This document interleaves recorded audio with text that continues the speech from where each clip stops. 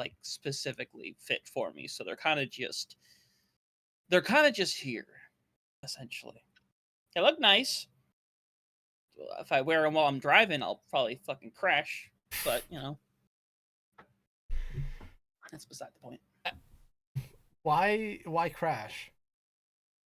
I don't know, because I can't fucking see. Can any of us Feels like really a pretty see? valid reason. I mean, I have glasses, you have glasses. I don't know the case for the other two. Mega Luau, do you guys have glasses? I do have glasses, although I don't Oh. have to use them. I can see generally okay. Dex, I have to ask: do you have a good spot in the water? Are you set up with enough bait? Because you're fishing for a fucking intro here, buddy. You're really trying. Well, one, it's not even 7. He could have started beforehand. It'd be a little unlike him, but he could have done it. He definitely did. Notice the silence. What's the bait? The bait, because you're fucking fishing for an intro, you fuck. Between all of the amazing intros we had, if this one actually starts with us talking about glasses, I'm actually jumping out of my 3rd-story apartment right fucking now. It was good knowing you, Hunter. Yeah, it's over, man. It's over. I'm gonna drink my tall glass of nothing. I started with you talking about glasses. Okay, that's about what I figured. Hey, NECC, please don't kill me. You did. I didn't say who you got them from. I started right after that. Yeah, but they also did a whole public post, so it's not hard to find out.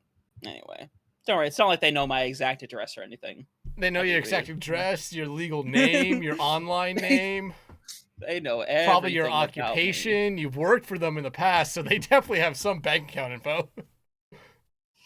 If they want to be gone, bro, that's it. I don't think NECC has that much money to where they can actually kill somebody. Probably not. They probably do. I think they do actually. Okay, I think just a bit. I know like a lot of these big places have like a lot of money to spend.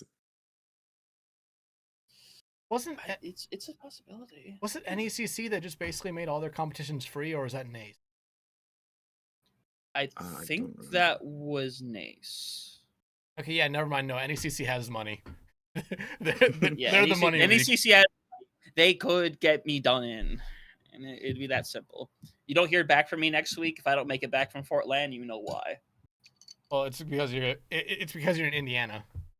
It's because I passed through Gary, unfortunately. Yeah, unfortunately. Luckily, murder capital of the world, Gary, Indiana. Don't worry, Gary's far from my destination. At least far away enough. You should go visit it just to see the ambiance. I do not want to go back to Gary, Indiana. I've been there. I don't. Yeah, it's like almost 2 hours out from Fort Wayne. I'll be okay. We'll delay the podcast. Go see it. Yeah, guys, don't worry. Next week I'll have plenty of land photos for you guys. Don't worry. We'll have a whole segment. Which one are you going to?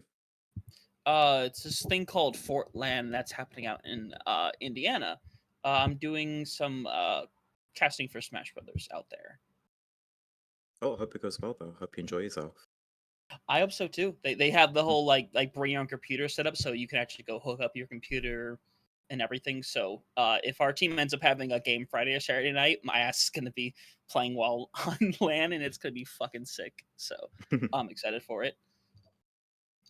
If you get the chance, post the link and you can watch it if you want. We can start streaming. I mean, you can start streaming and we can watch it if you want. I probably will be able to. I don't know how stable the connection is going to be though, so that's why I'm like if right now, because we'll see. Because there's going to be like an extra like 200 PCs set up in that building, so who knows at that point. Yeah, they probably have some bandwidth jacker there. Gotta be. If not, like logins, like oh nope. Yeah, nothing's loading. No, but like nothing's I think the funniest thing from all that is Hunter, how many times have you casted Smash?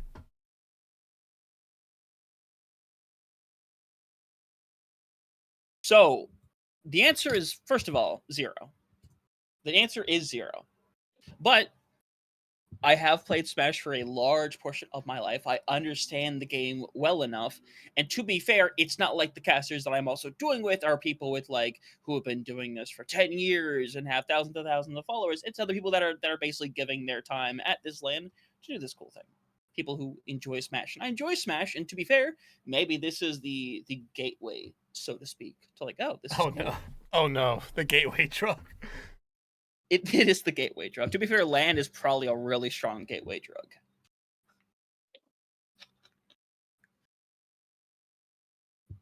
It's gotta be, right? You've talked about jumping out of third story windows, NECC hiring someone to kill you, and now drugs. You're on a trifecta here right now, Hunter. Yeah, honestly, I feel like I've done my job for the day already. I feel like I've already met my quota. That usually takes me like 90 minutes to get done. Hunter, we're barely 5 minutes in. Don't meet your talking quota. I've met my quota, man. I tell you, guys, I've met my quota. I think it's time. I'm gonna go make myself a grilled cheese sandwich. I'm not committing to this bit this time. I actually want to hear the introduction. Fuck you. No, you know what? Fuck you. Nope. Nope. All right. Well, Mega, you good to take over for Hunter? Are you fucking kidding me? My voice is fucked. Hunter, put your camera back on. Oh, you want a camera back on, huh? Oh, you want a camera back on, huh? Of course you would. Okay, Winston's fine. All right, welcome everyone back to episode 38 of For the Love of Prod. Sorry about last week, but we are now back to start another new streak, and hopefully this time it goes longer than 37 episodes. And I'm gonna be honest, I feel like the first 37 went pretty smoothly. I feel like the next 37 are gonna be a little rough, just with finding people. The next 37. Yeah. Yeah, the next 37. Until you run out of people. Yeah. We still have things we have to get done as a podcast. There are certain qualifications we have to meet. By the way, it is October. We have still not said a word to reinforce. Hey, I sent him an email. Then I guess it's my turn to send him an email. Actually, you know what? Here's what we'll do. All right, we'll actually have Headrammer make a sign for Stockholm. Certainly, Reinforce will see it. Boots on the ground. Everyone that's been on the podcast going to Stockholm. It's your job to fucking get the word out. We'll send you business cards. We got you. I don't want to pay for that. Business cards are expensive, man. Are they expensive? Like, genuinely? I mean, for large quantities, yeah, because that's the only reason where like the price break makes the most sense. I mean, yeah, I would figure you would probably have to order like 100 or 500 of them bitches to get it. Huh. Yeah. All right, but it's kind of like ordering like t-shirts. Anyway, yeah, go ahead. Let's get the ball rolling here with the normal podcast here. Luau, kind of explain to you a little bit about how we normally do stuff here. You're starting to see maybe a little bit of the spiral into random topics a little bit early here, but we'll probably get to more of that later on. But before we get going here, I want to give you the chance to give a little bit of an intro of yourself here, just for people who might not know who you are. Right, okay, so my name is Luau.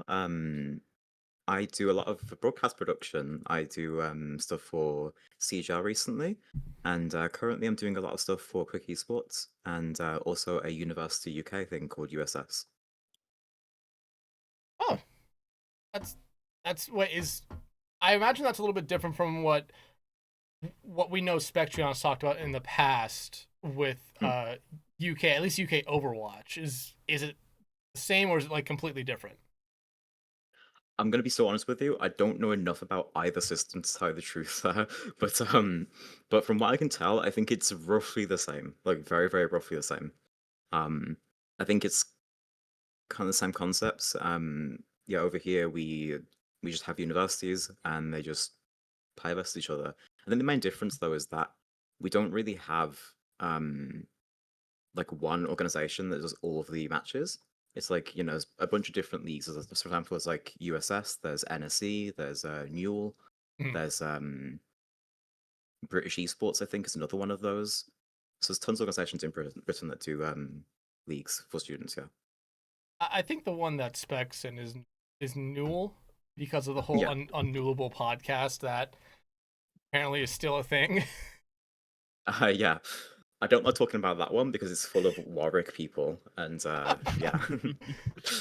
I think, oh God, what's the fucking team? I want to see, like, because I know there's a goddamn like GIF of it, of like the Warwick Dragons are Oh, down to you're talking about scrim. Sheffield Dragons. Oh yeah, Yeah, Sheffield Dragons are down Yeah, to yeah. scrim Mm. for a Mm. 3.0, then it's crossed out 2.5. Yeah. I think there's like 4 different versions of that GIF. I think there's like, a lot of them. Yeah. Mm. Ah, God. I don't know. Like the funniest thing about Specs or Newell is the fact they play for Sox essentially. Do they? Yes, Spec 'Cause, like, has talked to us at length about how teams have been rule booked for Sox. I actually didn't know that. I did not know that at all. Next Okay, time, right. next time you talk to Spectron, talk to him about the Sox.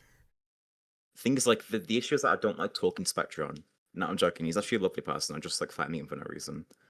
But yeah, it's very, very similar. I think I don't know that much about US collegiate, but I think it's pretty similar. Yeah, there's definitely like a lot of universities. There's like about 200 or 300 that have esports teams, and they do their best to put on good shows pretty much every weekend. So yeah, I would say probably the main difference between probably what the UK collegiate scene is to the American collegiate scene or US collegiate scene is that one, you see a lot of pros in professional esports actually come play in the collegiate leagues here just because, you know, gets their school paid for. Mm. I think there might be a little bit more money because there are some big programs that actually do end up making a decent amount of money if there definitely if is, they yeah. win events.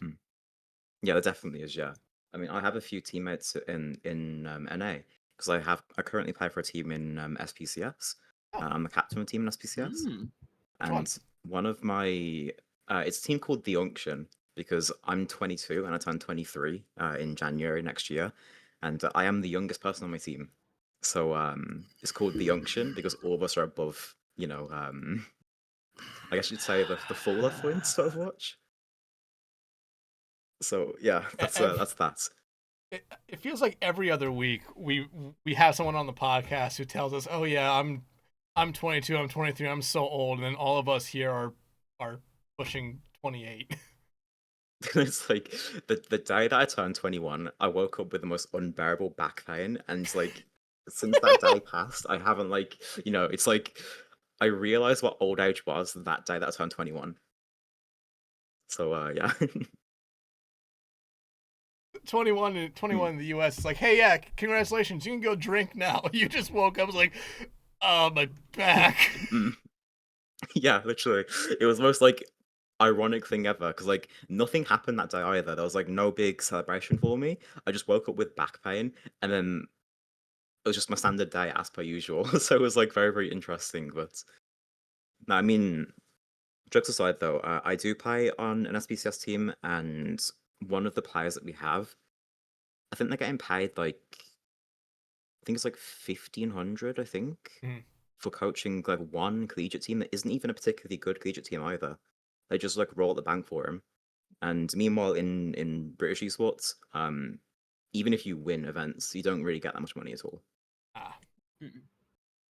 Like most successful team in British esports is probably Warwick Angels, and even though they are a horrible team, now I'm joking. They're lovely people, but they have some interesting figures. But yeah, no, Warwick Angels, they've been winning events for about 3 years straight now, and even they aren't particularly wealthy. So I mean, I know from my time when I was in school, I did end up getting like the final year or my senior year, I got a JV players scholarship to cast and make graphics. But that was only like $250. I bought a book. right. I mean, that's. Go on, sorry.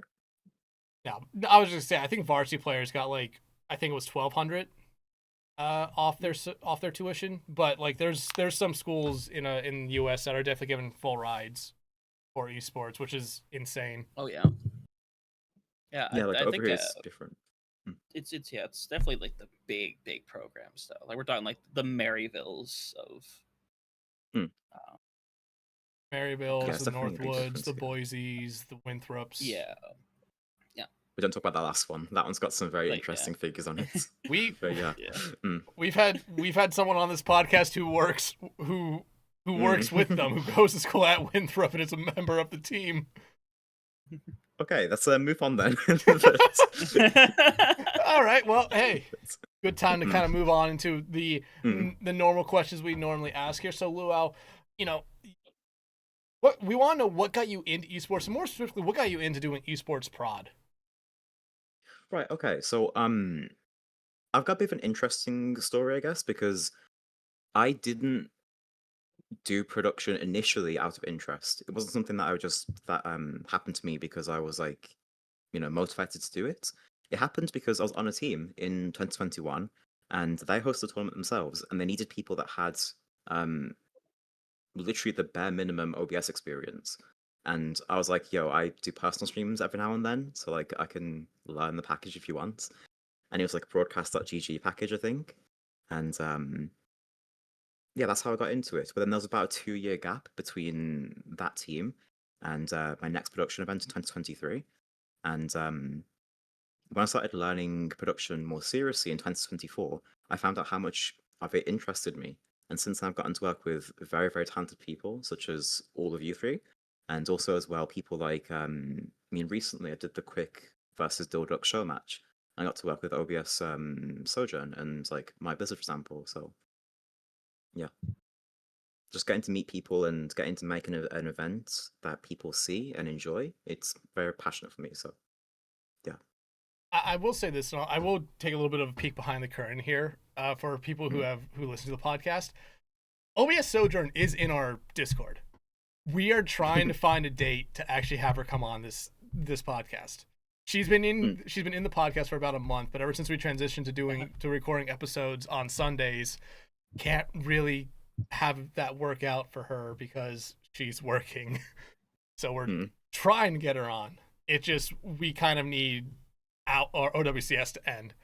But like going back to how you got in, I feel like that was a lot of us when that's the case for a lot of people. It's like, you were looking to help out with something, kind of liked it, and then you just kept on, you did it again, kept on liking it, really started to find a little bit of a passion for it. I mean, I've told the story of how I got in because, or how I started with esports. It was just like my college started the esports program. I wanted to be a player. Turned out I really suck at the game, and I still suck to this day, but I just wanted to be a part of the program itself. So I said, I'll do anything. And they just said, do you want to be a caster? I was like, sure. Just like, fuck it. You need people? Yeah, I'm here. Yeah, that's gonna be like. Does that not like demotivate you though a little bit? What do you mean? As in, like with me, I guess I'm kind of like lucky in the sense that, well, not really lucky because it's kind of like a bit unfortunate as well. But um, I was like in playing seriously until around about mid 2024. That's when I started doing more production stuff, and I'm kind of lucky enough right now to the point where I can still do okay in some games. Um, whereas like being told, you can produce this event because you didn't meet the standards or something like that, that would be. I know it's not what they said to you, but I mean, like, to me, if they said to me personally, like, you can't join the team as a player, but you can join as like a caster or a producer or an observer or whatever, I think I'd be a bit not sad, but like not happy either, if you know what I mean. No, I completely get what you mean. And like, yeah, I was bummed that like I wasn't good enough to necessarily make the team, but it wasn't like I was tricking myself into thinking that I was. Like, I played in the tryouts. I realized that I was struggling against everyone else I was playing with, and like I talked to the coach, and after the first one, saying, there's a small chance I make this team. And he just said, yeah. I was like, and then, I was just like, then it goes into the whole thing of like, I asked, was there anything else I could do? Because I just wanted to be a part of the esports program itself. Mm. So, Yeah, okay, like, I see. there wasn't much disappointment in it for me not being able to play. And like, I'm still fine with it today. Like, yeah, do I wish I was better at the game so that maybe it could translate more into my casting? Absolutely. But at the same time, I feel like it's not necessarily the biggest thing to be like a grandmaster caster, because if I'm that good at the game, I don't necessarily think I should be casting. I should be playing. Oh yeah, no, I agree as well, and I also think that I mean, I've worked with a lot of people that are very, very good at casting, including actually all of you three. And it is insane to me how much work and skill it takes to become a, even just a decent caster, let alone like a really, really good caster.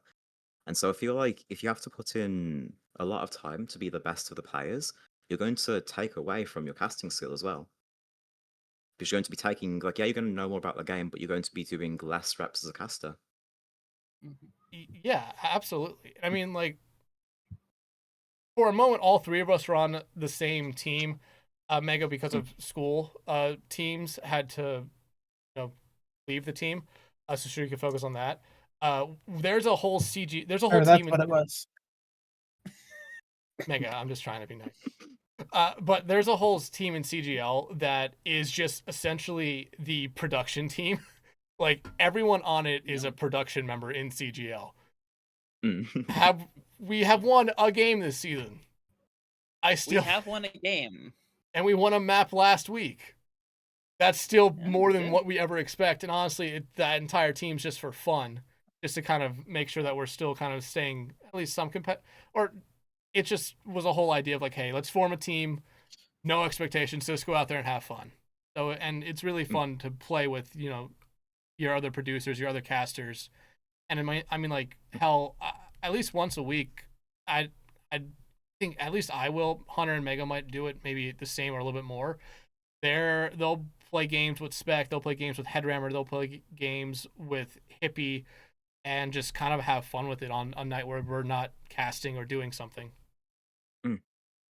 Yeah, I think I've seen a few of those like those events, those get-togethers, and I think one thing that I will say about production members in general, especially those that work for like the same organization, in this case CGL, I feel like it's very, very close-knit and very welcoming. Like in CGL, for example, you can just talk to Hippie and just be like, yo, I want to produce, and he'll just be like, yeah, you can join us, and he'll give us like, he'll onboard you, he'll give you like an opportunity to get experience, and then you can join the other casters and production members, and yeah, it's very, very close knit like that, I feel.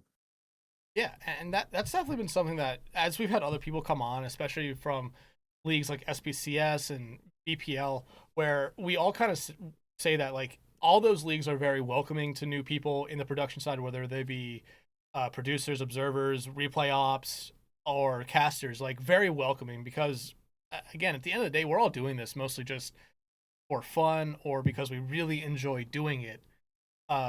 So like, I imagine there's gonna be some people that really take it as a little bit of a competitive thing, saying like, oh, I want to be better at this than this person. But everyone's so willing to help each other out, which is really, really good and really, really fun. For certain. Yeah, for certain, yeah. I know that a lot of the British casters, I know that some of the T1 talents, like I'm talking like, Leg Day, Jaws, that kind of thing, um, they often do like VOD reviews for other UK casters, and it's very, very like, you know, a lot of people that have done these blocks with those like top tier casters, they've got nothing but good words, and they talk at length about how much it's helped them get better. So, yeah. There, I still want to one day build up the courage to ask like Leg Day or one of them for an actual VOD review, even though we've talked to Leg Day. It's just a thing of it's like, the man's really busy. Yeah, it's yeah, it's definitely like a confidence thing. I think with it wasn't Megalass that casted this one, but she was in the same event. But it was I think it was the unofficial Cool and Go Heroes stream. And I think my very first stream with that was the very first time that I used a control spreadsheet. It was also the very, very first time that I did production in about a year, I think. And my first event, my first stream was with Moxie casting. And the years before that, I'd watch contenders. I'd frequently listen to Moxie and Legday casting. I'd look up to them, and it'd be a very entertaining stream. And then suddenly, I'm in the middle of producing an event with them casting, and like there's tech issues going on as well, so I'm panicking, and yeah, it's definitely nerve-wracking for sure. But Like, I know you're nervous because you're working with people who are Mega, you fucking god damn it, fuck you. What did Mega do this time? I fucking hate this. Oh I just god, saw that. fuck you. I just saw that. Okay, that is actually right. That is actually evil. We've lost our Why? podcast host. Fuck you. No, this is what Mega wants. She wants this fucking reaction from me. God damn it. Okay, podcast is over.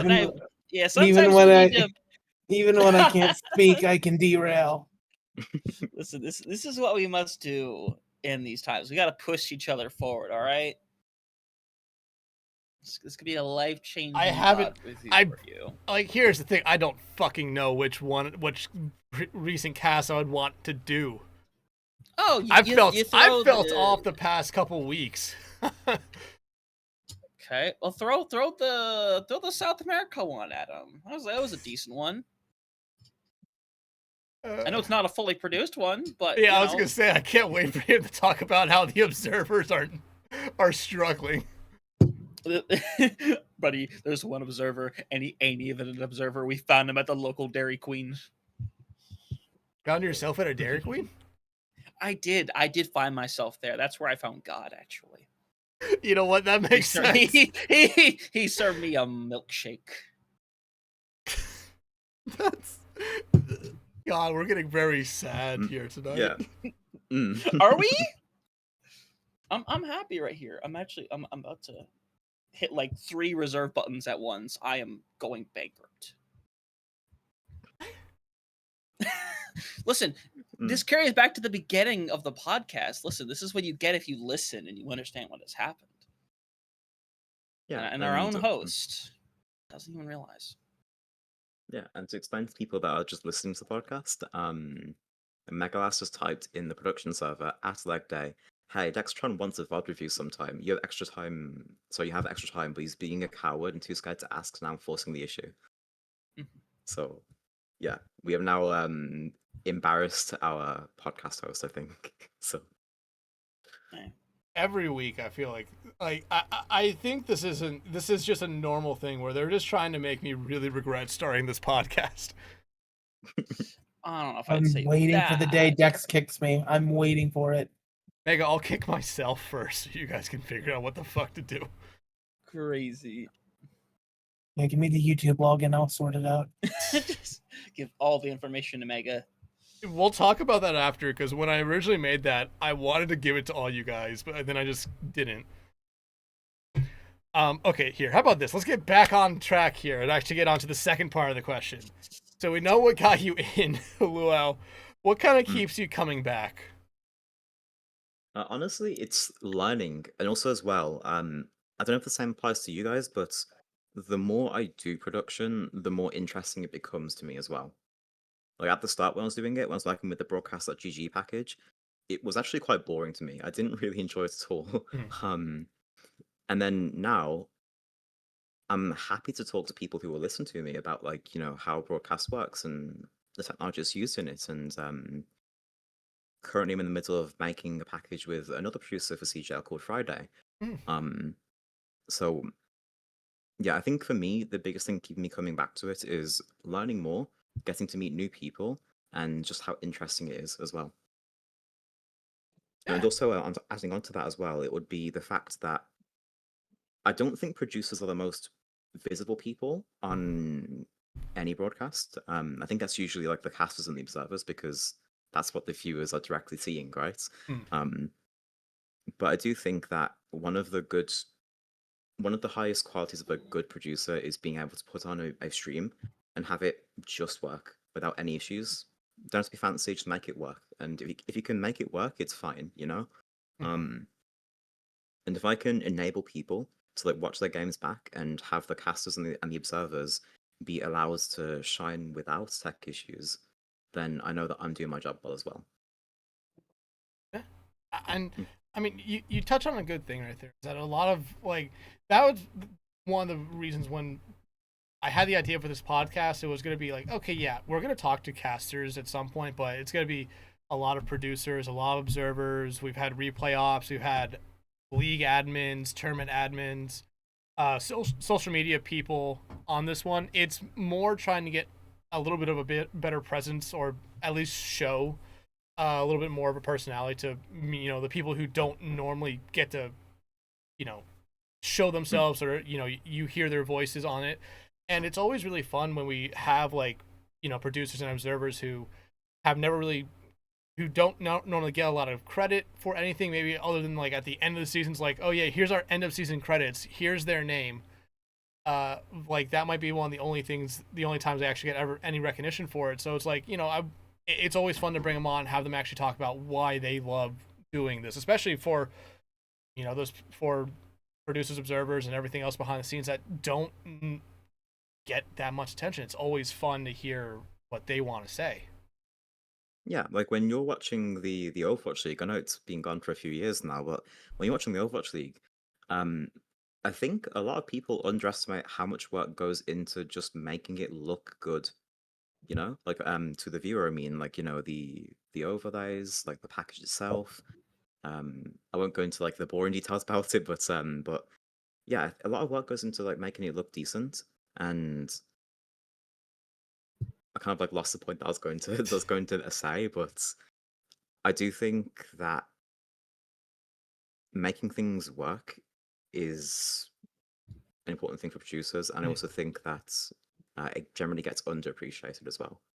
Like Oh, example with OWCS right now, for example, I know that with OWCS, I think they have like, I mean, I got to work with OBS Sojourn a few days ago, and she messaged me like the general procedure for how observers work in OWCS, and like they assign numbers to each other, and they have like specific keyword like language phrases that they use to like come with each other and direct each other, and it's very very complicated, but that doesn't get seen by the viewers for obvious reasons. and like that's always such a disappointing thing, because they've started, or no, OBS Sojourn has at least started to do it a little bit more, where they have the behind the scenes, the observer comms, Yeah. where it's really fun. Also, another thing, OBS for Matra, or as we've known him, I forgot his Oh, name. you got this. You got this. You Got got his this. name. Come on. You know it. Yeah, unfeatured. There Yeah. you go. Yeah, someone who's been on the podcast before. So it was really fun, because when I first started casting outside of my school, I ran into three people who have kind of been, or I ran into three people. One of them I think is off doing their own thing now with just traditional sports, but the other two were Hippie and Unfeatured. Hippie has started XYBA with Headrammer, and that's going really well. And Unfeatured is now an observer in OWCS, which is really cool. But like, it's cool to see the growth, but it's also like, there are times where there's 3 or 4 observer productions going on, in whether it be SPCS, whether for grand finals, and CGL for grand finals. It's so fun just to kind of go in there sometimes and just be a fly on the wall and listen to the observers actually talk. Yeah, especially, for certain, yeah. yeah, but especially with some of the observers that we all know, because sometimes they'll just be talking about random shit and then just really lock the fuck in. Like, it's like the flip of a switch. They'll go from talking about cheese to like talking about whatever the hell's going on screen. Yeah, I spoke to Echo about this because she's like, I think only recently, like in the last week, I think I kind of like got out of my like introductory phase to CGL, I guess. For the first like 2 or 3 weeks, they supervise you. They give you like a technical director to oversee what you're doing. In my case, it's like usually Hippie, sometimes Echo as well. But I remember telling Echo in one of the streams that I did for CGL, I remember saying that in BPL, the control room with the observers and the producers, a lot of the time people join those VCs and they aren't even working on the stream that's active. They're just talking to the other observers in the control room. And I told Echo that I couldn't do that because I couldn't focus on it. And then she was like, "You just need to learn to deal with it. Like you learn to like listen for the key phrases, and you ignore everything else." So yeah, it's very interesting for sure. Yeah, there was like, I hate when that happens when people just like, even though I just said like I do it sometimes, but I don't talk. I mute myself just so they can go on with it. But I've known people who have gone in and who are actively in the middle of a comp game, whether it be an Overwatch or Valorant, and they're just raging about the people they're playing with. And I'm just sitting there thinking, how does this fucking help the production? Yeah, it's it's one of my pet peeves. But the thing is, as well, is that I don't have the confidence to tell people to leave. So it's like when it happens to me personally, I just sit there. I'm just like not saying a word because I don't have the confidence to say like please be quiet. Um, but yeah, no, it's definitely something that's more prevalent in BPL. I feel mainly because the producers that work in BPL, they are extremely talented at what they do. All of them, especially Solomon and also probably Knock on Wood. Um, but yeah, it feels very like, more like a friend group, even though they are all very talented, but it's more like a friendly thing that I feel it is compared to other productions. I mean, I'll agree with you a little bit on that. It is really more of like everyone who's there consistently. Like it is a true friend group. Like they're all friends. You know, every other month it seems like they're all playing the same game, whether it be something with trains, whether it be something with farming, and just any Sea of Thieves pops up every now and then for them because there's been times where I'm just sitting there after a broadcast and it's just like I'm watching two of them play Sea of Thieves and it's just like you guys aren't really doing anything. Yeah, yeah, it's really interesting. It wouldn't personally work for me.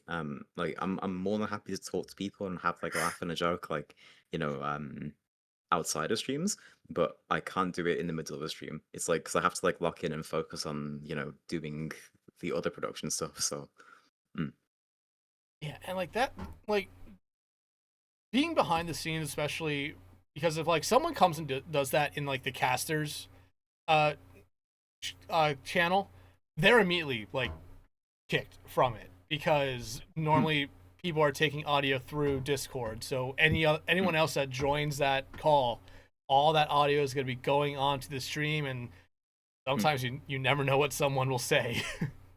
yeah, one of the highlights of the British esports thing that I did recently, we had an admin who was like less experienced with like how moving in interviewees works, and they decided to drop an interviewee into the caster VC that were getting Discord audio through, and that person was like talking for a little bit. I mean, I had to like quickly mute them, but I don't think they realized that we're getting audio through Discord. So it's like it's a small mistake. It happens to the best of us, but yeah, I definitely can tell like how quickly it gets like shut down in caster VCs. Yeah, and like especially when you have someone coming in for an interview. I mean, I think all three of us as casters. Hunter, one second. Hunter, what the hell are you looking at? I'm sorry. There's a map, and it's not a very high quality map. So I had to look closer. I had to literally look closer at my second monitor. Stop looking at a map of Gary. It's not a map of Gary. You want a map of Gary? Just look at a blank wall, or like go look like at pictures of like. Let me look at my fallen ceiling. Rome. Yeah, look at your ceiling. Yeah, you got it about figured out. Do not compare Gary, Indiana to fallen Rome. But anyway, continue. Don't mind me as I look at this poorly made map. No, but like I think all three of us here as casters, especially when you have people coming in for interviews, whether or not we have a break or it's just like, hey, we're gonna pull them in. We're not gonna go to break. We're just gonna pull them straight in. It's always a fun thing because if we go to a break, we have that kind of moment there to talk to the people the players that we're bringing in and say like, hey, here's how this is gonna work out. We're gonna do this, this, and this, and then we'll let you guys go, and it works out pretty easily. When it's on the fly, though, it's sometimes very, very like interesting to actually sit there and just kind of say like, okay, we gotta roll into this. They're in the middle of a conversation. So hopefully, once we start talking, they'll understand that they're live. Yeah, for certain. Yeah.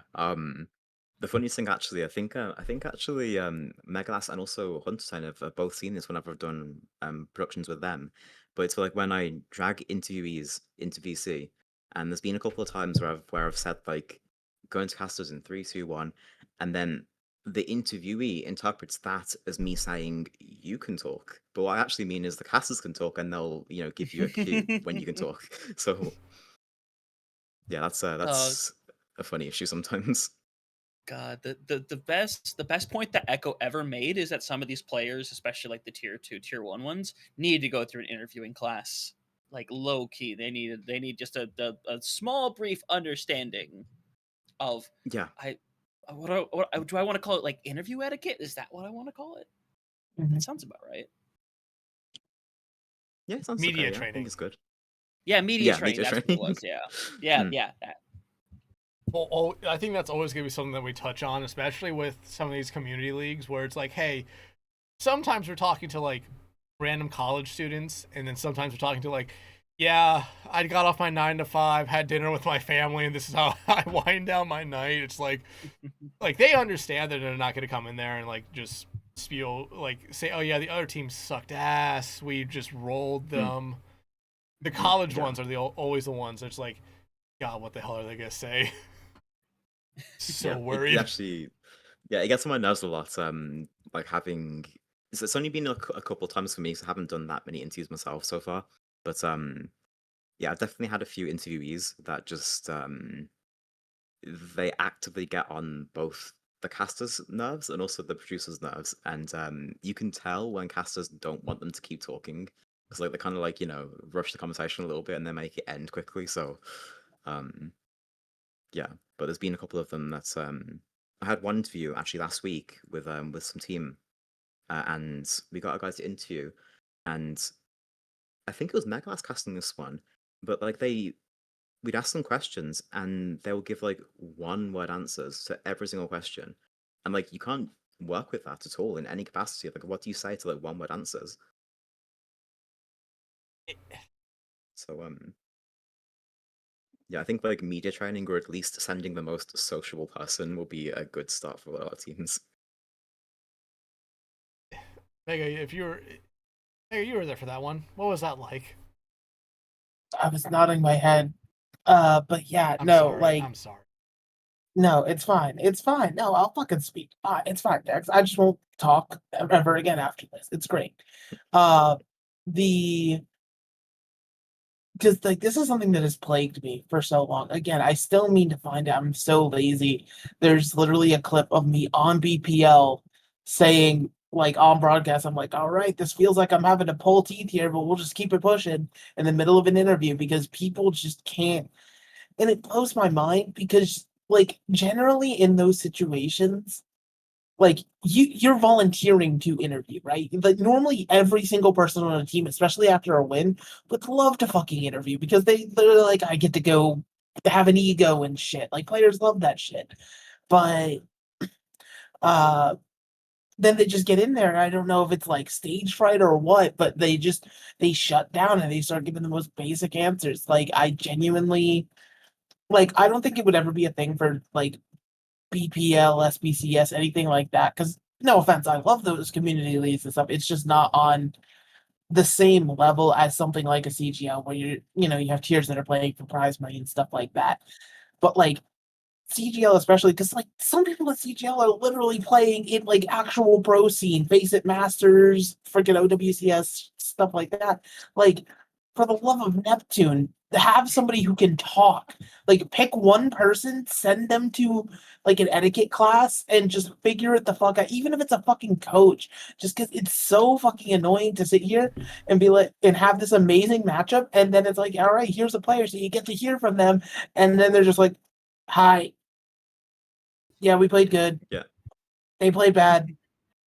Mm. Uh, Yeah, like shout out my team. Okay, bye. Like, thank you. Yeah, great Mm. answers. Like I think another thing that kind of like tilts me as a producer is when luckily it's kind of automated in CGL, so you know you click a button and you get the team sheets done for you pretty much.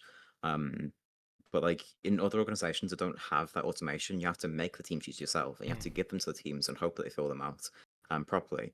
And the annoying thing is when you give team sheets to people and they just don't take it seriously. But I've had streams where people have like where we write down your starting five, write their heroes, write their pronouns, um, write the nationality if you want. Just give us like a like a small little funny fact about them.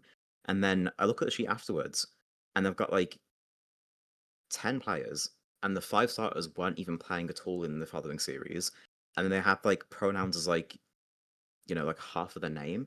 Like they just split it into half, like taking like they're making a joke out of it, even though it's nothing to joke about. Um, and they put all the heroes as like Mercy or like just Roadhog or whatever, and it's annoying to me because it's like a lot of effort goes into productions from everybody, the observers, casters, and the producers, and having people get streamed and put in like not just no effort but like actively sabotaging it makes it very annoying for me. I mean, it But also like it is very annoying, and especially like for us as casters. Like, if there's one team that fills out team sheet, fills it out great. Like they give us everything that we're looking for. Like, hey, there's a couple hard names here. Here's the pronunciation for it. Like that's amazing. Nationalities, what their pronouns are, incredible. Like one thing, and like you still kind of see it very regularly. Like, or at least I do when I'm on Twitter. Like you'll see at least once or twice a week, there'll at least be someone that's just like, hey, use the right pronouns for this person, please. Like it's not that hard to do.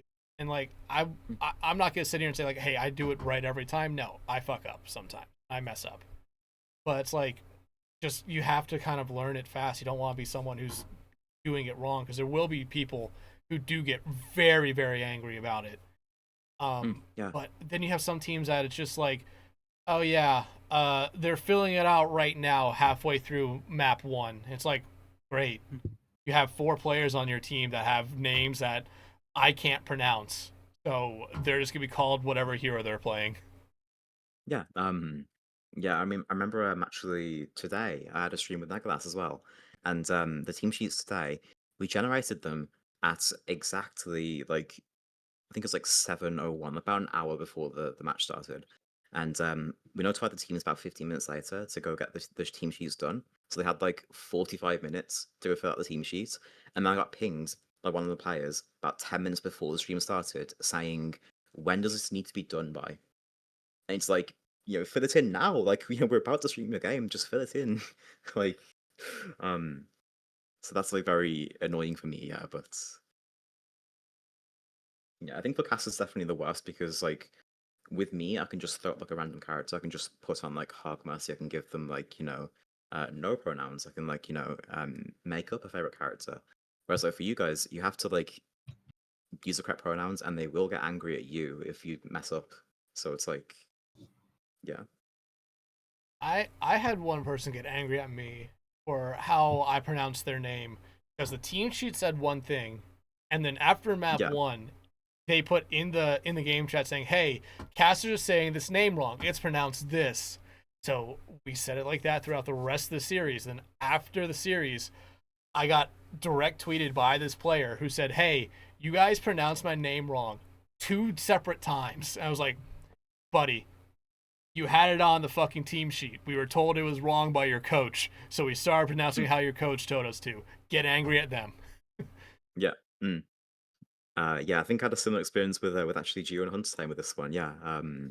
We had one pronunciation on the team sheet, and we had a different one in Twitch chats, and the player was getting angry that we were pronouncing the cast was pronouncing the name wrong, even though we checked the team sheet and it was right the entire time, according to the sheet.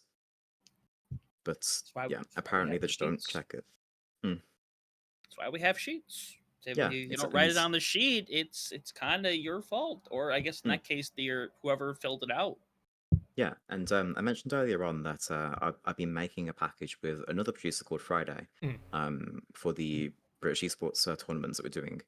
And we actually explored the idea of having the controller sheet like import the values from the spreadsheet directly. And then we realized from our CGL experience that that's a terrible idea because people will troll on the sheets and it'll break your entire thing, and you have to like make sure that it's perfectly correct, and you have to translate it manually because it's going to be wrong and it's going to be messed up by the players. So yeah, we've had to like give up on automating things purely because we know it's going to get messed up by players. Yeah, I understand players are wanting to be funny, but it just doesn't help at all. Like at the end of the day, a lot of these productions that are being put on are like to highlight the players. So when they do something wrong in team sheets or if they kind of fuck around in the game, it's like the only thing you're really doing is making yourself look bad. Yeah, for certain. Yeah, I agree. But let's actually move on. Sorry, what did you have anything else you wanted to say? No, so No? that's fine. Fine. Fine. Go on. I was gonna say let's actually move on because you're talking about this package that you're making here with Friday. And I mean, we've had people on who've made who've developed packages in the past, whether it be Solomon, whether it be Headrammer, Hippie. I imagine Unfeatured's probably been a part of making a package or here or there as well at some point. Like, what is kind of the process of really going through and making that all from scratch? Like, how do you really get that started? Okay, so the very, very first step in every package is asking what is the theme. Because like you're not gonna like, make a package that's just got the wrong colors, the wrong assets, the wrong like design idea. I made about 7 packages in the past, I think, and with one of them this year, um, I got told by the admin team, make it purple and make it look cool. And that's all they said. There was no other details. That was just what they said. They said, make it purple and make it look cool. And I was like, okay, well, so I messaged Friday, who's like a producer and also a graphics designer. And I was like, okay, Friday, they've told me this, just do your best. And then he made the package designs. And from there, it depends on the tech side of things. With Solomon's packages, he uses like websites. So everything you see is a web page that you can view in your browser. Whereas for like CGL, it's not. It's like image files and like manual OBS sources you have to change in OBS. And so depending on that, it changes a little bit. But generally, it's going to be images in Photoshop, and then OBS sources, and then a control sheet, and then you make it work together, and then you're done, pretty much. So it's not super difficult, but it definitely scales very, very quickly depending on what you want. If you want like rosters, if you want replays, if you want some functionality where you listen into player comms, that's also very, very difficult to do. If you want things that dynamically change in size, that's also pretty much impossible to do in OBS. So it's like, yeah, it can be a bit annoying like that. I would imagine, especially because like technically me and Hunter sort of did something like that for Face It, where I would give him scoreboards and stuff, and he would also make some stuff for hero bands in game and a hero band thing before we went into the game. Where I mean everything was just really image files that were very very customizable. Because Hunter did a lot of work to make sure that he had every hero like every hero's portrait like ready to go so that when a hero's banned he could just pop it up there really quickly. But like the back end stuff is really interesting because like you said, there's sometimes like roster scenes. We have that in CGL, we have that in BPL, where I mean you see like I think BPL is the best example of seeing that roster scene sometimes where it's like, hey yeah, here's this roster. It's 5 to 10 players, but the colors are not the team's colors, and then you give it 2-3 seconds and then it pops and the colors of the skin that the heroes have is like, oh yeah, it goes to the team's colors. And that's really fun to see sometimes with that package. Yeah, I actually spoke to him about this exact thing, and I actually asked him because I did like I quote unquote casted. It wasn't really casting; it was like kind of like a couch cast more than anything. But I did a couch cast with Simon producing, and asked him at the end of the stream how he did the colors, and he basically just went, "Okay, I went to the BPL designers and I asked them, what do you guys normally do when you make like a like a 3D character model, what do you change color wise? And then when he got the answer from the designers, he wrote some codes to change the colors, and then that's how he does it. And then he was complaining how about in like official Wizard events, like Face It League, he can't do any of that because they don't like it when you change hero colors because it's like an official like trademark kind of thing. Yeah. But yeah, it's very, very complicated what Solomon does, and you can tell how much work is put into it for sure. Yeah, I mean, like he's put a lot of work into it, and he's also like, I'll go out on a limb here and probably say Solomon GG is like probably the most like user friendly package. Like if someone has never like ran a package before, probably the easiest one to really get into because there's whole like uh instructions on how to get everything to work with it, which granted there's those for everything else, but like I think they've made Solomon GG very easy to pick up and use. Yeah, without a doubt. Like if you get the Solomon packages, as mentioned earlier on, pretty much everything you see is a web page. And so in OBS, all you do is just add a browser source and you just point it to the web page, and then it's just done. And it's like it's very, very hard to mess things up because it's already done for you. You just get the package and you just don't change anything, and it just works out the box without any without much skill required.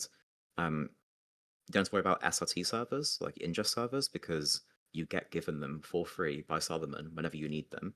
Don't have to worry about tournament administration because again, it gets done for you. You get casters, done for you pretty much. Everything's just done for you. And so I think, like, yeah, if you're trying to learn production, it's probably the easiest one to do. But the downside is that once you've worked with Solomon's packages, it's very, very annoying working with packages that aren't made by him. Because you have to go from like things that are done all for you, and they have to change into like spreadsheets and doing things yourself in OBS, and that's like really, really frustrating. So it's definitely like something that's like it's good, but it's also frustrating sometimes. But that's what I want to say.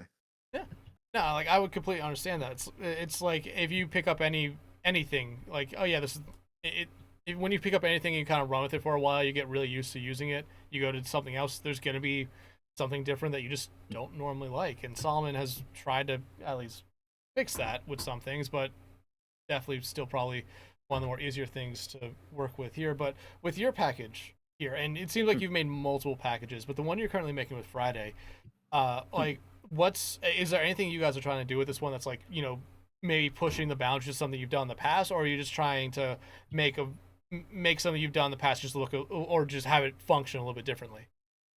Okay, so I can give you two answers for this if you want. I'll talk about the more I think the more like satisfying answer, which would be that yeah, it's more of the first. We are trying to do things new and different, but more importantly as well, we are expanding like the staff team. We're making a tournament where there's going to be, I mean, we already know it's going to be about 200 different universities, and so we've had to expand the staff team by about 4 times, and we've had to onboard new producers, and so one of the goals we've had with this package is making it user friendly. Like you can just download it, you follow the instructions, and it should in theory just work. So that's the first answer. Yeah, it's definitely something that we want to do, like improve the simplicity and also make it just look good as well and reliable. As for the second answer, that one's more of a bit more complex because by trade, I'm not even a producer by trade. Like my background is in software development, so I like write code and I have fun in that. And so for me, I like writing the tech behind packages, like writing the programs and, for example, like writing websites. Even though I'm bad at it, but I do like doing that kind of thing. And yeah, we've already had to make like different tech for this package, and it's been very fun doing that. I think that kind of falls in the same thing with like Headrammer and Hippie. Like they really enjoy. Like I'm not gonna say they really enjoy. Oh God, I just looked at the Discord again. I'm so happy for you. Okay. no. I think Okay. Headrammer and Hippie. I think they fall in that same area where you are. They really enjoy making it, but I don't know if enjoy is the right word. They are very good at it, so I feel like they somewhere along the way do enjoy making these packages, whether it be for CGL or XYBA, whether it be Iliad or Dysfunction. I think that's Hmm. what it's called. And I don't want to. It's not Kitsu. It's Kunoichi, where they made all those Yeah. packages there. It's very there's times where you definitely like. I've definitely been in calls with Headrammer, Hippie, and just other people, and you can hear Headrammer and Hippie just talking about like what they have to do with this to try to get everything to work. And it's just like, huh? They've been Yeah. going at this now for 30, 45 minutes. Yeah, I feel like with producers, I think they generally fall into two camps. You got producers that don't do coding, which is perfectly fine. You can definitely be a very, very good producer without any coding experience. But you got producers that don't do coding, and they are more interested in design and making it look really, really nice and polished and clean. And then you've got producers that are more like engineers. So engineers, like they like, simulation games like Factorio and stuff like that, and they like, making the solution, but not necessarily polishing it up. They just wanted to make it work. But if you can get like two of those, in my cache sample, I'm more of the engineering type, whereas Friday's more of the polishing type. I think it's like a really good recipe. So yeah, Shout out to another one of the games that the BPL people would at some point fall into playing nonstop for 2 weeks. yeah, yeah. Factorio, yeah. It is a very, very addictive game if you like problem solving. If you don't like problem solving, it's very, very annoying. So I don't even know if hmm, they like problem solving. I just think that they like fucking with each other. yeah, yeah. I can definitely see that for sure. Yeah, um, yeah. With Yeah. production, yeah, it's definitely like you've got the two camps. You've got the designers, and then you've got the engineers. Mhm. Um, that's why a lot of packages don't really look complete because they're either made by a person who cares more about making it look nice but not making it work nice, and Mhm. then also vice versa. Yeah. Yeah, and I mean there are definitely examples out there of the other side of it where they just want to have it look nice, like you said, but God does it not work at all. Yeah, a good example of this actually is broadcast.gg, which is the Mhm. package that I think every producer that doesn't have money has used in the past. That's because it's free. It's free. It's open source. It's all done for you. It's just finished already. Um, the downside to broadcast.gg is that when things go wrong, there is nobody to help you, and you have to like go through it Mm. yourself, and you have to have like a developer background to get Mhm. through it all. Um, so yeah, it's a trade-off really. But if you can get both people, like both sides of the coin, involved in it, then it's generally okay. Oh yeah, absolutely. But getting getting on to a little bit of a different topic here right now. You work with Quick Esports here, I do, yeah. and I want to Mm. just like give us a little bit of a quick overview of like what that is. Like, what do you do for Quick Esports, or what do you do with Okay, Quick well, Esports? number one, I hate the pun that you just used. I hate that pun. But number two, though, I mean, just to tie the what I do, um, truth be told, right now, I'm currently more of a backup person because the main producer for Quick Esports is a guy called Westy. He is a very talented person, but he's also more of an engineering person rather than a designing person, as Megalass knows. Um, the issue is that Westy works for a production company in real life, like he does actual broadcast engineering in the real world outside of Overwatch, and so he hasn't really got the time to do a lot of events. And so I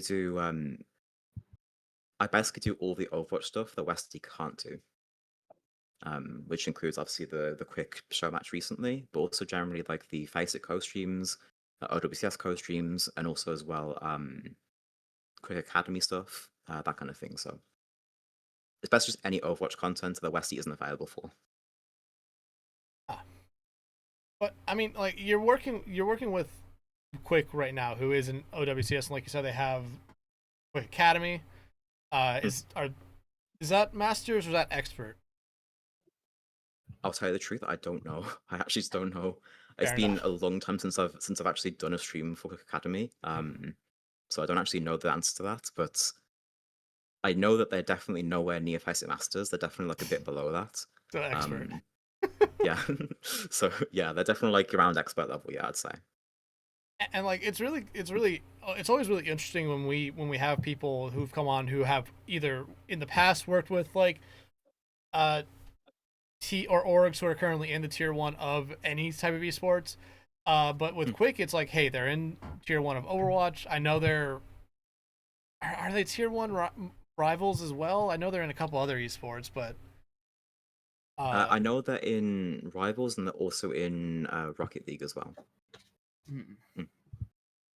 Yeah, Eh. that's the main ones. Rocket League and Overwatch, and also yeah, but it's Rivals.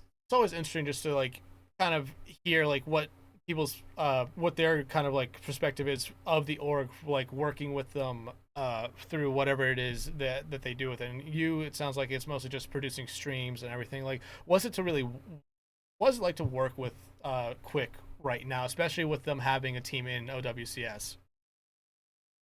Um, it's pretty chill, and the reason why is because I don't have to do that much, which sounds like it kind of sounds like a bit misleading, but I don't have to make my own packages for Quick because they've already been made for me. I don't have to do social media posts because they're done for me. I don't have to talk to, OWCS staff because again, it's done for me. So it's like it's relatively chill. Um, I generally just get told there's a game on this day at this time. Can you do it? Yes or no?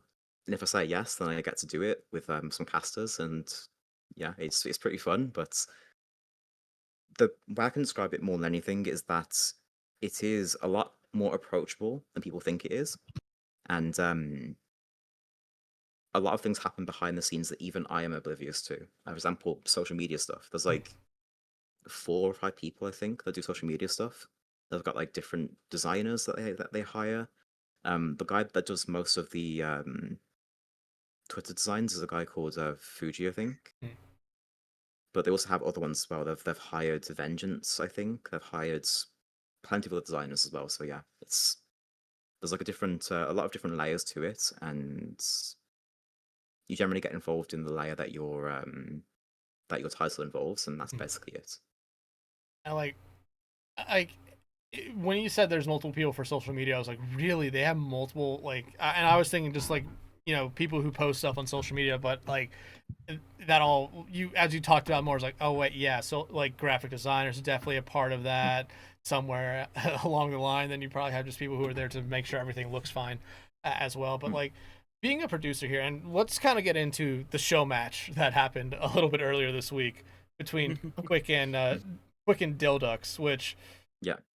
I mean, one really fun that happened, especially because like everyone was. I think it started off as a joke like 2 weeks ago with let's have Quick and Dhillducks, the unfortunately the two worst teams in OWCS, play and figure out which one's actually the worst.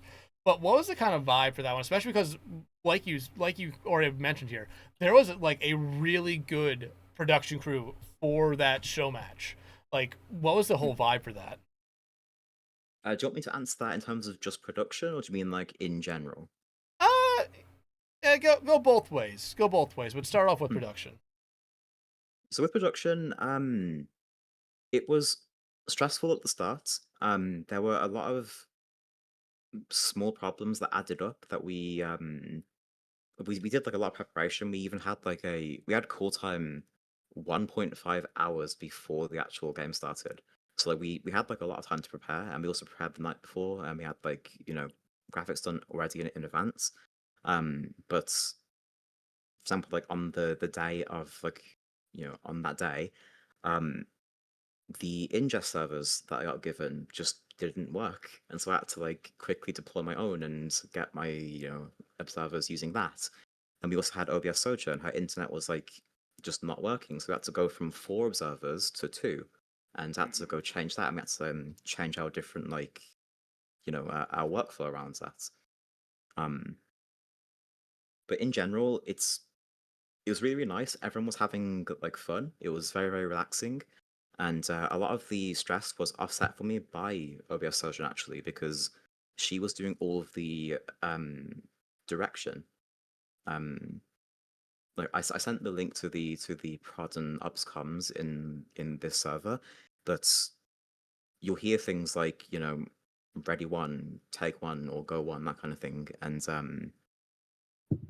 it makes my job a lot easier because I was just doing like I wasn't doing any graphics, I was just doing like observer feeds, and so having OBS Sojourn just say, okay, ready one, take two, that kind of thing, that was very satisfying for me and quite easy. Let's see if I can. It's pulled up here, just so.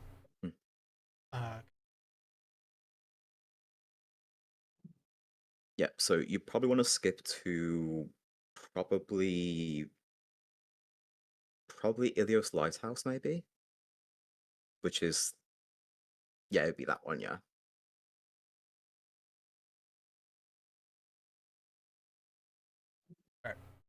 Fly over Get there. ready Yeah. Okay, transition.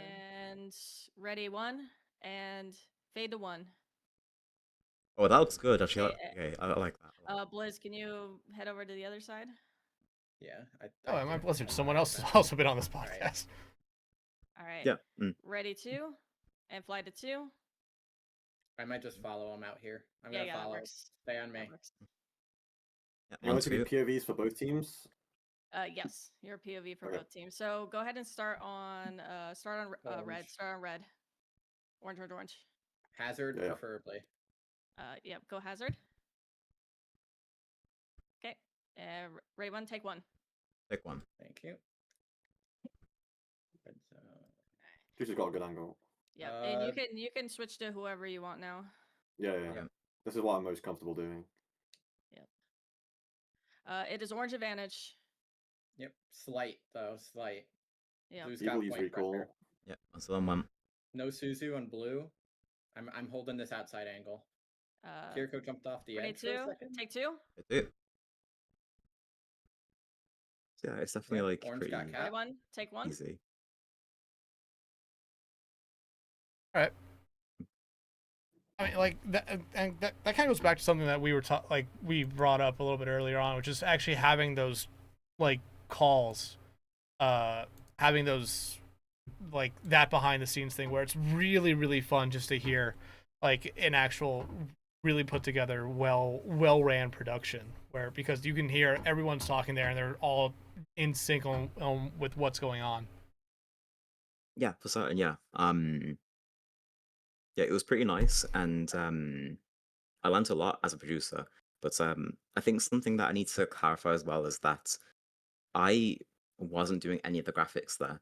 You might have noticed by the feeds, like the video feeds, but I was just doing vision mixing. So I was literally just saying like, okay, we're going to this feed at this time, and you know, and then we had Borskunk doing production for like he did the graphics and that kind of thing. We also had Boomstocks doing production for the French version of the stream.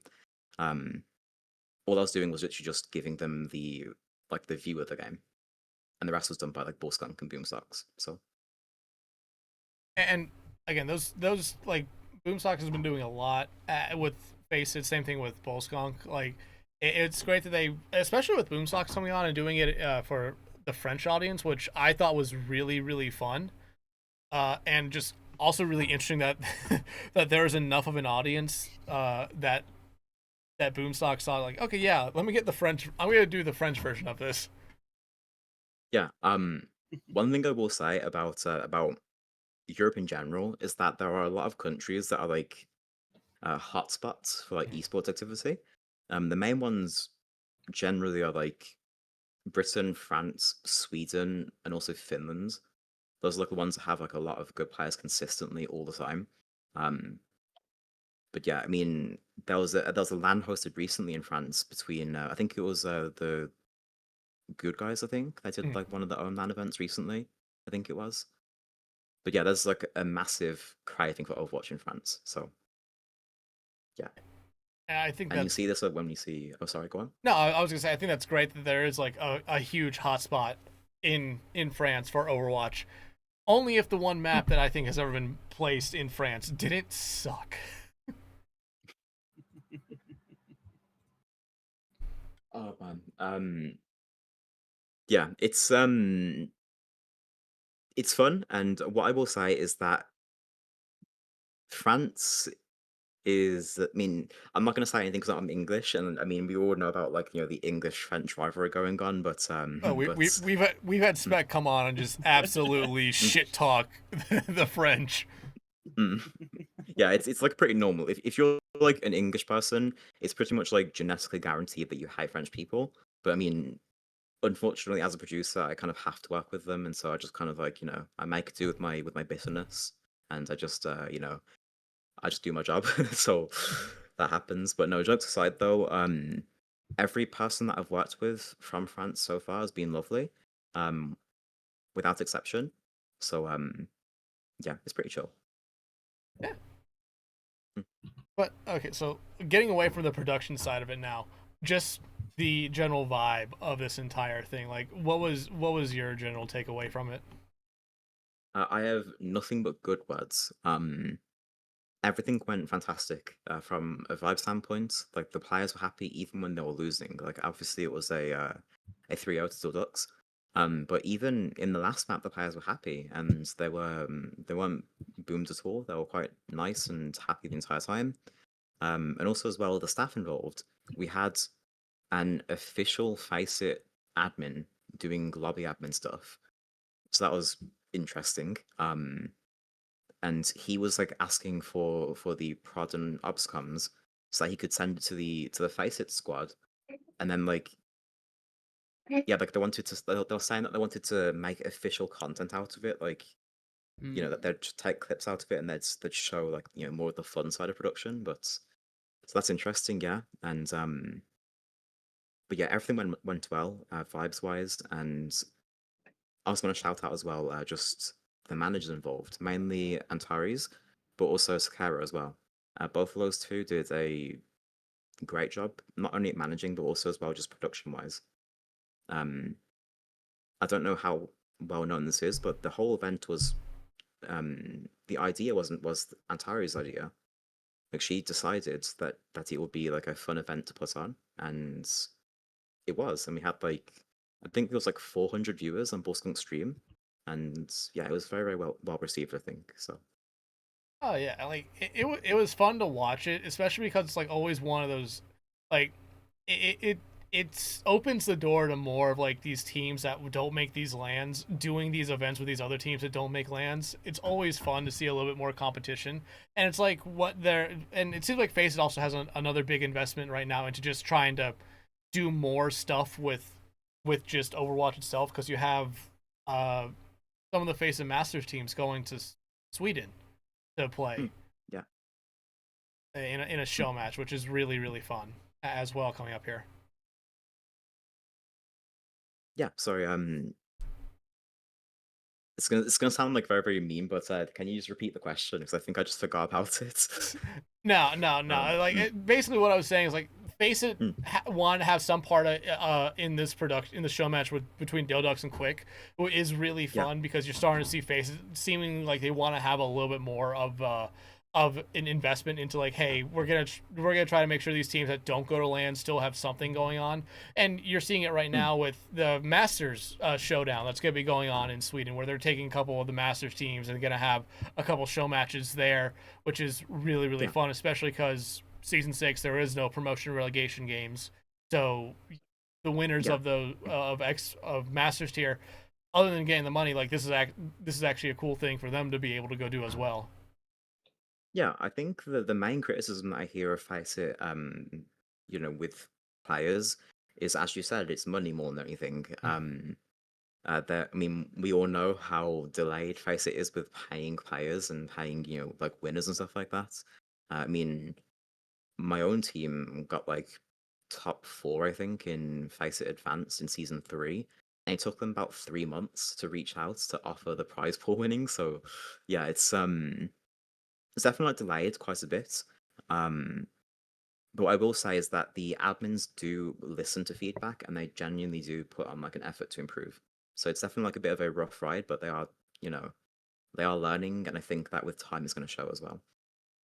Oh, absolutely. And I mean, we're getting towards the end of the second year for Face It, which Yeah. I think is steadily getting better. Yeah, there's still Yeah, for problems sure. like you kind of said, but I think it's steadily on the uptick, which is good. Yeah, for certain. Yeah. I mean, I think we also saw as well with actually the main T1 production. There was at the start of this season, a lot of the more notable casters were talking about the consistent production issues going on. There was like quite a lot of them, and after hearing the Twitter response, pretty much the next day they just got on a different production crew, and they just made it. It was clear that they listened to the feedback, and they just got different producers, and they made it work. So Yeah. yeah. I mean, like it's great that they're putting time and investment into it well here. But kind of moving away now from Quick in this show match and Face It here, I want to just ask you because you've only been doing this now a couple years. What's your one moment that you like will always kind of go back to and say like, hey, yeah, this was really cool. Like if anyone asked you about like what you did here and you had to give one example, like what's the one moment you would kind of talk about? Um, I've got two moments, and Perfectly the fine. one of them, I mean, one of them is already, I just talked about it, but it was the show match. But moving past that one, um, the other highlight was actually the USS like student esport thing, the grand finals. Like we had like replay ops, we had like four observers, I think. We had desk segments, we had casters, and these are things that I've never done before. I've never had to incorporate a desk or a replay operator into things like that. Um and that was definitely like a highlight of my own career because I had to learn vmix. Hmm. No one taught me it, so I just learned it on the spot for that tournament. And yeah, getting together with Friday and making a package and working through vmix's like weaker parts and improving my own skills as a producer, definitely a shout out for me, I think.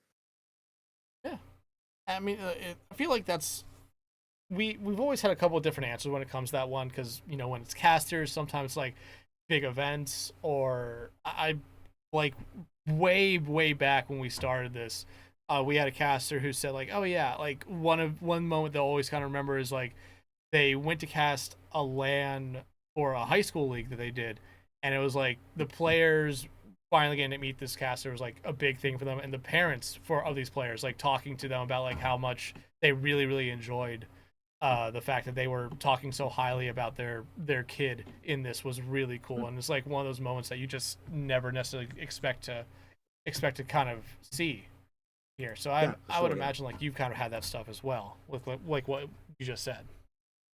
Yeah. There's been like a few times where there's been like players that have like, you know, shown their respect, and also relatives of players. I've had people reach out as like friends and family of players and just say, not to me individually, but they've said to like the organization as a whole, they've been like, thank you for doing this event and showing, the talent of XYZ player that's on the stream. And that's always been nice to know. And it's one of the reasons that I keep doing this as well, because the more moments I can give people to look back on and, without having to worry about like weird visual stuff or audio stuff, just like a moment they can watch back and expect consistent stream quality. Um, I think those are good highlights for any production member on any role as well.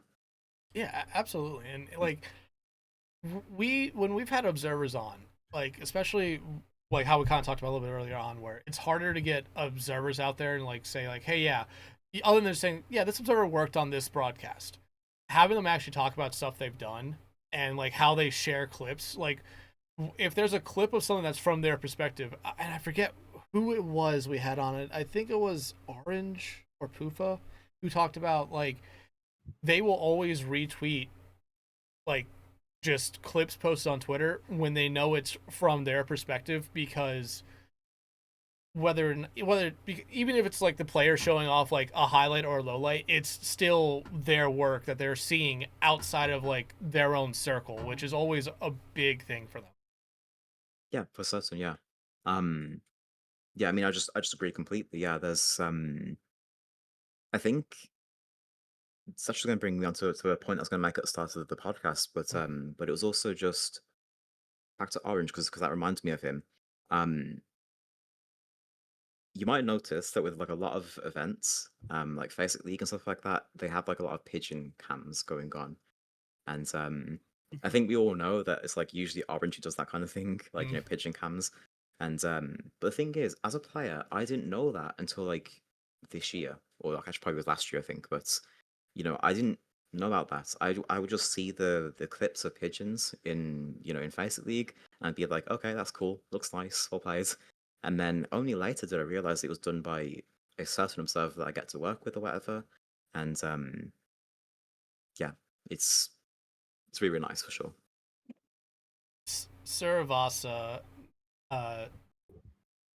it's not Midtown, and now Atlas are like the maps that are observer heaven because there's so many things you go see. Atlas has the frogs, Saravasa has the gators and the pigeons, and Midtown has the pigeons as well, which is always really fun. Also, there's one random pigeon on New Queen Street, which is it's not in the map; it's just outside the map. But Orange has found it. Yeah, I don't know how he does it. I'm fairly certain that he's found pigeons for every map, or at least most of them. I'm pretty sure. I think there's like at least one pigeon or at least one bird on like almost every map in the game, and Orange finds them. And I don't know how he does it. I think he just like goes into each map and just like free cams around until he finds a bird. But yeah, it's very, very cool for sure. Every map in Overwatch is secretly just built off a pigeon. If there's no pigeon in the map just ceases to exist. Yeah, no, for certain. Yeah, I mean, I was doing another event a few months ago. It was called Chase the Stars. It was kind of like a EU calling all heroes kind of thing, and I did production for 1 week, and then Echo did production for the second week, and on the second day of week one, I got to work with Zusa from BPL, and he told me about how he had like setups for every single map in the game, like literally all of them in the game. He had setups like static cam angles for every single map, and I didn't believe him. And they went into maps, and he would just pull out an angle that he had like he had like setup angles for every map configured in advance. And I don't know how much work that takes to do that for every map, but clearly they know what they're doing. So It takes it's very impressive. It takes a lot, but I think within BPL there are a lot of people who have all those like spots saved and they're like on some file somewhere that you could just download. Yeah. Yeah. Which again goes back to something we talked about earlier where it's like everyone is so willing to just help anyone out with anything. Like you want hard cam spots, here you go. You want good overhead spots, here you go. They will give you everything you need to know.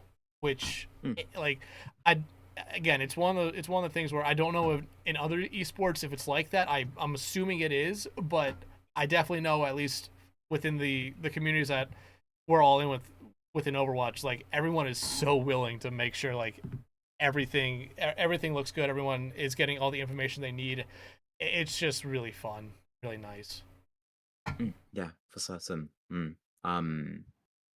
Yeah, I think the same applies to other games as well, but I don't know because I don't do production for other games. But yeah, I feel like a consistent trend for almost any member of production in any role can be casting, replays, observing, producing, any of those roles. I think it's like nearly like a universal trait just to be happy like sharing your knowledge with other people and helping out and that kind of thing. Yeah, like absolutely. And it's been something like I know observers always kind of reach out to other observers, and producers always reach out to other producers to kind of figure out like how like what can they do to like improve. Casters, we do that a lot with whether it be setting up a VOD review or just kind of just asking general questions like, hey, is there anything you could do to help? It's always one of the things like I'm always willing to help people, but it's just like I just haven't been asked, and it kind of sucks. But like there's things that are in the works right now that hopefully I'll be able to find time to help people out. Yeah, it's going to be like really, really exciting. I think I haven't met even a single person who isn't happy to teach others. I feel like if you're passionate about something, you're gonna be like almost guaranteed to be like willing to teach it as well, or at least like help out here and there. So yeah, Absolutely. it's gonna be a good opportunity for you, I think. Yeah, and I'm looking forward to it. Just gotta wait for it to happen at this point now. I mean, like I've like finally reached like the level of competency, I think, or like I mean that's kind of pushing it a little bit, but like I've finally reached like a decent enough level where other like less experienced producers will like reach out and like ask like how I did certain things or like how to fix like a certain issue, and that's like such a driving factor for me, just having like people have the confidence in me to ask like me what the solution is. So like currently like I talk to Echo and Hippie and I ask them like what problems are and how I can fix them. I mean, as you guys can probably tell, I've spoken to them a lot about how to fix certain things, but yeah, having others reach out to you and ask you for help is like very, very motivating. Yeah, it's like you said, it's motivating, and it's just like it's kind of that whole thing of like it's a dopamine rush that you just didn't expect would actually hit as hard as it really does when people reach out to you for help. Yeah, exactly. Um, it's something that I hope is gonna happen more with time. Like I mean, I've already asked OBS Surgeon like how like who's running the different productions for OWCS because they've got like different companies doing China, Korea, and also EU and NA. But yeah, I do plan to ask her like a few more questions, and also Trevor, the FACEIT admin who helped with lobby stuff from that event a few days ago.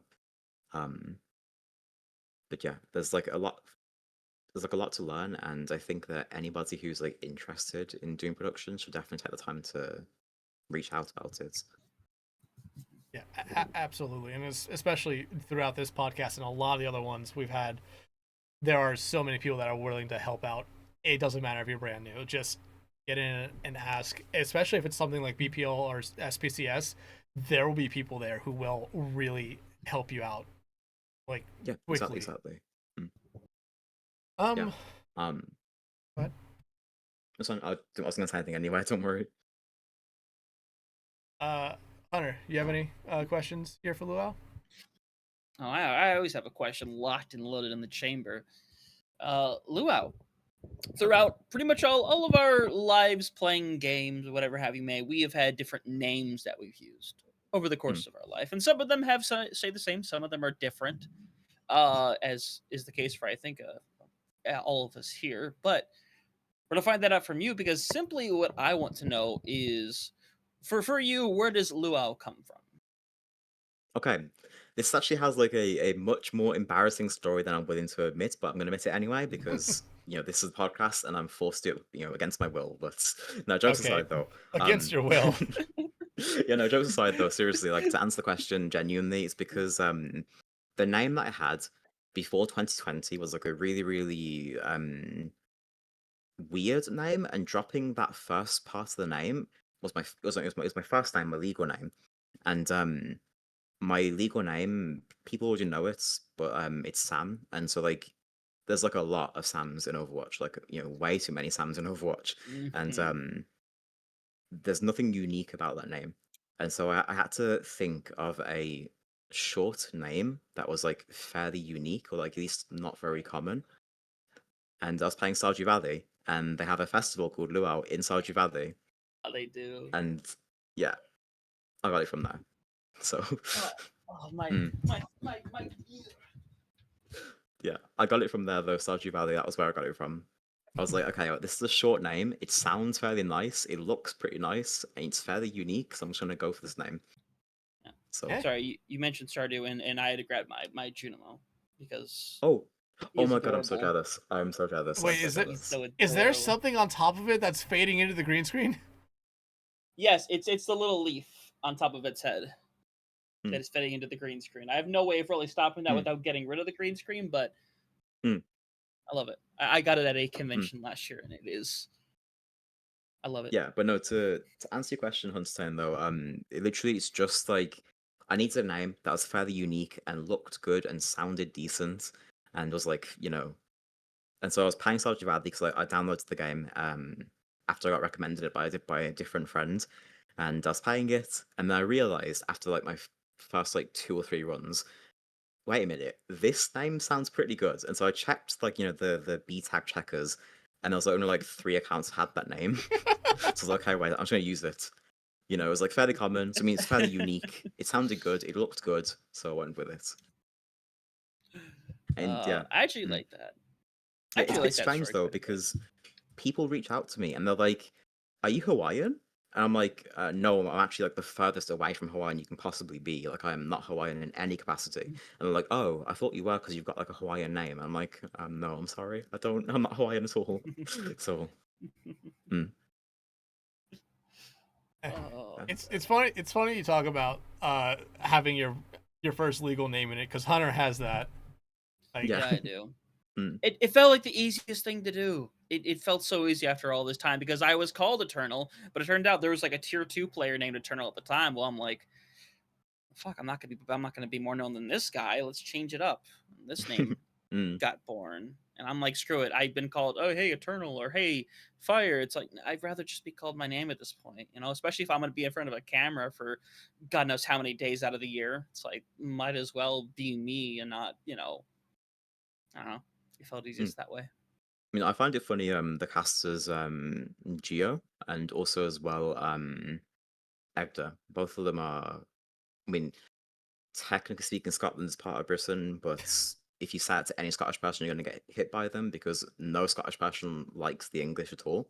But regardless, Geo is, you know where he lives. yeah. Time to go hit him. I mean, he's Scottish, it's obvious, right? So like, but like he's Scottish, and Scotland's in the UK, which means that you can technically say he's British. But regardless, his name is just Giovanni. That's just his name. It's just Geo. That's his name, and Oh. Egda's name is just Egda. So it's like there's just the names, and it's I think it's pretty chill having your name be in your cast name as well. So Yeah, no, I think Spec told me what Gio's actual name is, like his full Yeah. legal name. yeah, That is the most. I can type it. That is the most Italian name for like if you saw that name written out, you would be thinking, okay, I'm gonna meet this Italian dude. Not what like that name does not match Gio at all. Yeah, Yeah. no. Yeah. You can't even hear Gosh. like the slightest hint of like Italian in that guy's voice. But like, No. yeah, it's definitely an Italian name. Mm. No, Like it's he's like the most insane. Scottish person ever, but yeah. Like, oh god, like he is truly the most Scottish person I have ever met in my life. Mm. Yeah, I mean, I will say as well, there's actually like that's probably like a bit of a scary thing to tell you, but there are actually like a lot more hard to listen to accents in Scotland. Oh yeah, Like there's especially like the further into the Highlands you go, like where there's like less people and more mountains, and the joke in Britain, like in for English people, is well, am I allowed to be like slightly NSFW, like slightly, uncensored, I guess you could say. yeah. Okay, so in England at least, we take the piss out of like different parts of the UK, and one of the terms we have for both Scottish people and Welsh people is quote unquote sheep shaggers. So yeah, but the further you go into the Highlands, the more quirky the accents get and the more hard they are to listen to. And there are some Scottish people out there that I can't even get even a single word out of them. Like you just can't listen to them. You don't understand them. There's also some parts of Scotland where they don't even speak English. Same for Wales as well. Oh fun. So yeah, there's a lot of like different things going on in the UK there, but Yeah. Jeez, it's just so funny sometimes the names for people. But Mega, do you have a question? Yeah, of course I do. Of course I do. God, I'm Do so the sorry. graphics. I'm so Get sorry. the thing. Stop go. saying sorry, bitch. Mm. Fucking, we're rolling. We're doing it live. Okay, so Luau. I think in the short time you've known me, that I could sum up my entire existence with. I love to spread hate and vitriol. And I think you'd find that to be true. So I want you to think through all of the prods you've ever worked, and this could be as petty or as real as you want it to be. I want you to think back through everything, and I want you to think of one time, one thing that really grinded your gears, that absolutely made you mad. About You you know, or in general? no, just in general about Okay. again any aspect of a pro. It could be a person, it could be a team that was being annoying, it could be the event was stupid. Whatever you want to pick. Okay. What is it? Unironically, this is going to be a bit snaky because I literally work for this guy right now.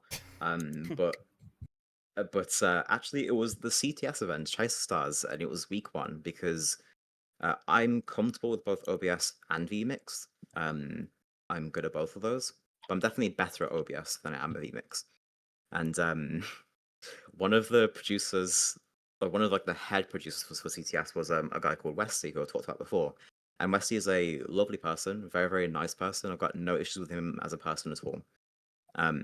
But I got the final version of that package about 10 minutes after call time started. And I had there's like a bunch of different things in that package that I didn't even understand at the time. And it was so frustrating on the first day of that event because I had to go through so many hoops to get things working. And then when I learned afterwards that Echo had offered to make an OBS package, and Westy had said no because apparently I'm better at vMix when I'm just not. And so we had like 2 different packages, by 2 different people, and it was just very, very frustrating because none of the things that Echo did could apply to what I did because it was in different software. And I couldn't even get help from him because he was away on some business trip in like France or something like that. So I was just sitting there, like dealing with issues that I didn't understand live in front of hundreds of people, and it was very, very stressful. And it could have been prevented entirely if I just had the OBS package that Echo had. So that's like probably the thing that I'm most bitter about right now with production stuff. Good. Let the hate fall through you, as I say. But I will clarify though is that that aside, like there was definitely some things that I could have improved there myself. And that's Westy's a very, very nice person in general as well. Like he's there's nothing wrong with him. Just that's a bit of a bad situation in CCS, but yeah. Nothing wrong with him that you know of. Yeah, that I know of. Like, I mean, I have met him in real life before, and I've also met a few casters in real life before as well, and nothing has been alarming so far. So, but you know, that could change.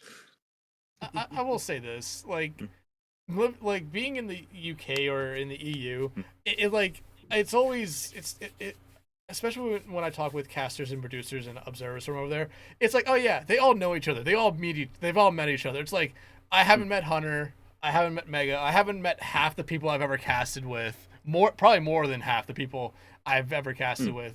And it's just because like they're so fucking far away. Like that's the one Sure. that's the one thing I'm jealous about just the EU production scene. I'm not jealous about anything else, just other than meeting the people. I think it was like before the podcast actually started when we were in the call time part.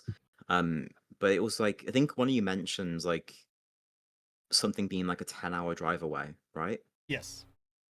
Yeah. Okay, so in the UK, if you want to go from the furthest northeast part to the to the most southeast part, if you drive that route, it's about 10 hours. So like the furthest distance you can be away from each other in the UK is about 10 hours. So like yeah, it's very, very small. Our country it's really, really tiny, and yeah, there's like if there's any kind of event in the UK, there's going to be a lot of people going to it because it's very easy to get to because it's very densely populated. So yeah. When people say Yeah. stuff like, "Oh, I drove like 15 hours to go to New York or whatever," I can't comprehend that because to me, there's no reference point. I've never had to drive more than 1 hour, or actually more than like 3 hours, let alone like 15 hours. So Yeah, nah. If you want to go across the west side of the United States over to the far east, like northeast, just for reference, if you were to drive from California, which is one of our westmost states, to Maine, which are our most eastmost state, that drive would approximately take you about 49 hours. yeah, that is insane to me. Oh, and also as well, I did just check the route distance as well. I will clarify, this is the longest distance that you can be away from each other in the UK, and it is 837 miles. It is less than 1,000 miles, and that is the longest you can be away from each other in the UK. So yeah, it is a very small country. I think there are states. Yeah, There are states that you can be 1,000 miles away from each other and still be in the same state. There exists like the distance of ours is about like 3,400 miles roughly. Yeah, so Which that's is like insane. like it's crazy to think about. Yeah, um, I'm fairly certain there's like about 20, I think, states in America that are bigger than the UK as a whole. So like, yeah, it's definitely a big country in comparison. Yeah, I think But, 20 is a safe guess. I'm gonna be honest. I started laughing. I started laughing because you said, I'm gonna be honest. I think there's like 20 states, and that's where I want that statement to end. There's like 20 states in America. I was like, There's like what? 20 there's like 20. There's 20 states that matter. I mean, yeah, like I'm fairly certain, right? Isn't it like I feel like half of the economy is like just like California, Texas, and New York, I think, right? Yes. So yeah, it is insane. But what I do like about America, though, I mean, there's plenty of things I like about America, but one of the things that I do like about it in particular is just the diversity of the conditions there. Like, if you want to live in a place that's hot in America, you can. If you like the heat in Britain, well, good luck. You can't live in Britain. There's no hot place in Britain at all. So it's like it's just cold here, pretty much all the time. People will say that, and Whereas, then they won't survive a one night in the dry heat of Arizona. yeah, Oh, exactly, yeah. God. Like I think the hottest it's been in my local region, which is in the middle of the UK roughly, was about 34 degrees Celsius, which is, let me I'll tell say you. it's like 92 degrees Fahrenheit. Yeah, actually close. Yeah, it's like 90. Yeah, it's 93. Yeah, so it's very close to that. Yeah, but yeah, so that's the hottest it's been in my local place ever. And meanwhile in America, it's like regularly getting to like 100 plus in summer. It's just like I don't even know how you cope with that. AC. So, mm.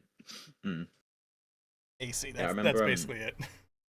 Yeah, I remember I went to like to a theater once a few months ago, and one of our plans was this like the middle of the summer, and our plan for avoiding the heat was go into a supermarket and just enjoy the air conditioning in the big building, So that was our plan to avoid the heat.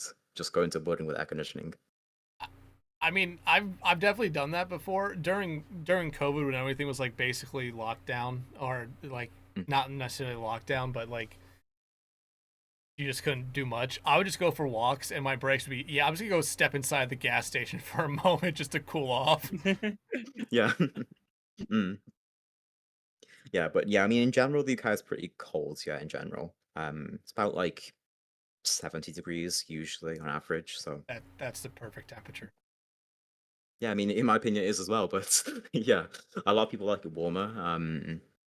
Those I people know are plenty of insane. people in the UK. Yeah, I know plenty of people in the UK who want it a lot warmer.